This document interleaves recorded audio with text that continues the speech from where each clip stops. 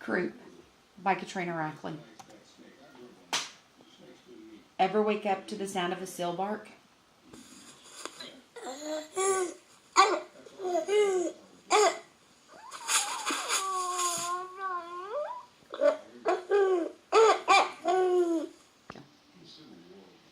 It's kind of scary sound when you hear it from the other room and find out your child is making those noises that are uncommon for them.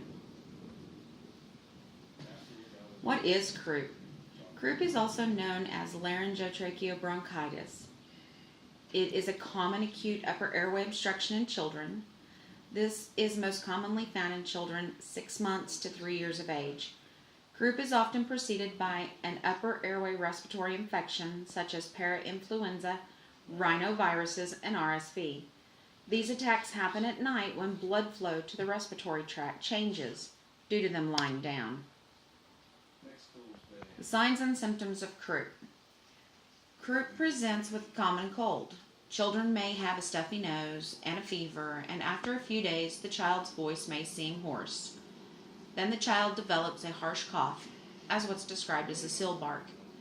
They may have trouble drawing air into the lungs because of an inflamed airway.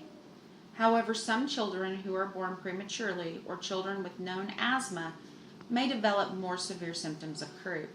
Do not be surprised if your child gets worse. Inflammation and swelling in the larynx and the trachea are causing a narrowed trachea to become even more narrow, and this is why the inspiratory and expiratory stridor, aka seal-like bark, can be heard. How your child can get croup, and is it contagious? Yes, croup is contagious and is usually spread by airborne infectious droplets that are sneezed or coughed out by the infected child.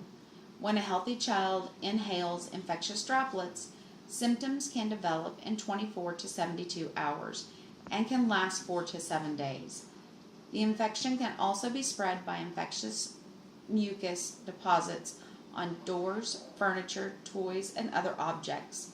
A healthy child can become infected by accidentally touching the infected mucus and transferring infection into his or her mouth. Treatments. Overall, the initial goal is to determine the severity of the illness. The best approach to treating croup is with steam from hot water, so steam up the entire bathroom, because the windpipe area is inflamed, and cool steam is better than hot, so crack open the window.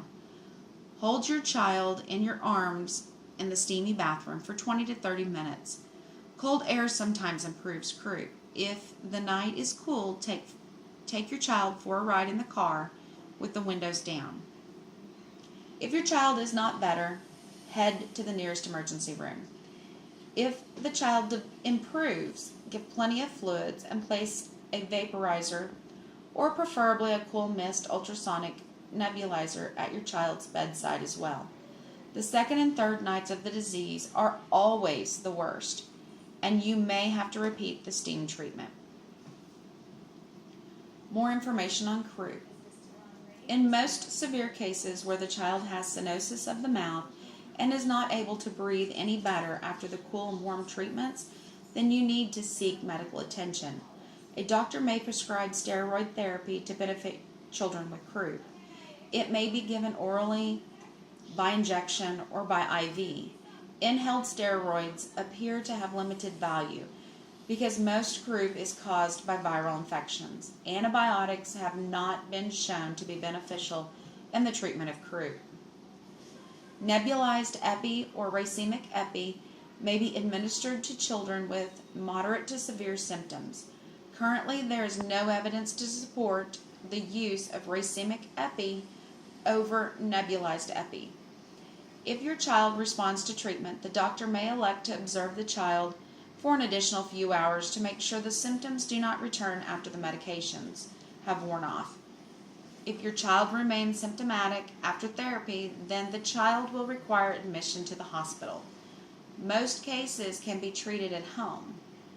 This disease is common in more than 200,000 cases in the United States.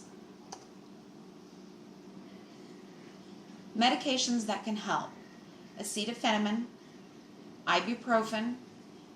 These will help bring down a fever and may lower your child's respiratory rate.